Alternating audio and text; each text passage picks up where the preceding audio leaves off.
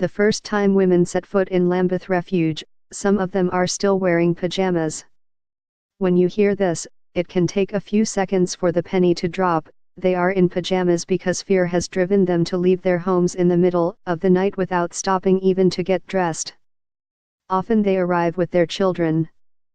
Tania, the manager of Lambeth and other refuge services, doesn't sugarcoat it. They are fleeing in fear for their lives.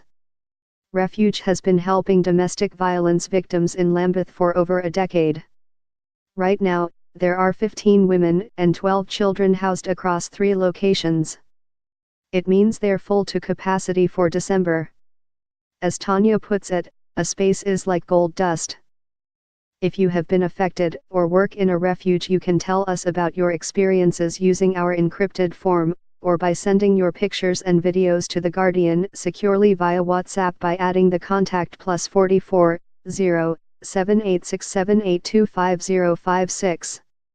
Your stories will help our journalists have a more complete picture of these events, and we will use some of them in our reporting. Look around, and the staff have done all they can to create a welcoming place for Christmas.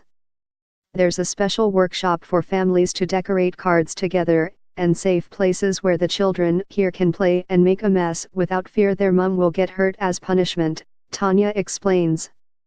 This is a time for family, isn't it? A woman has to be in dire fear to come here, particularly at Christmas.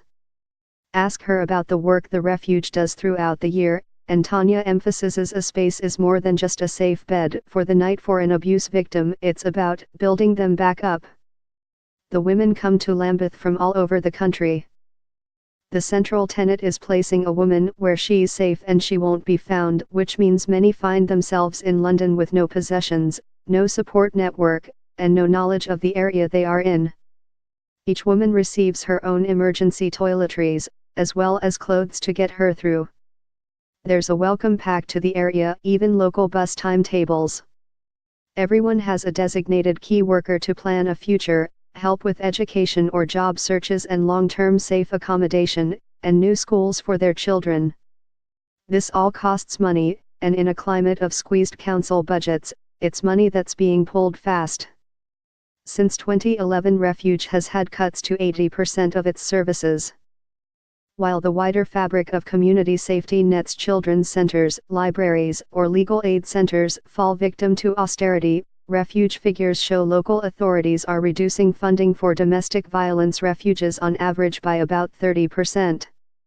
For Lambeth, that shoots up to 50%.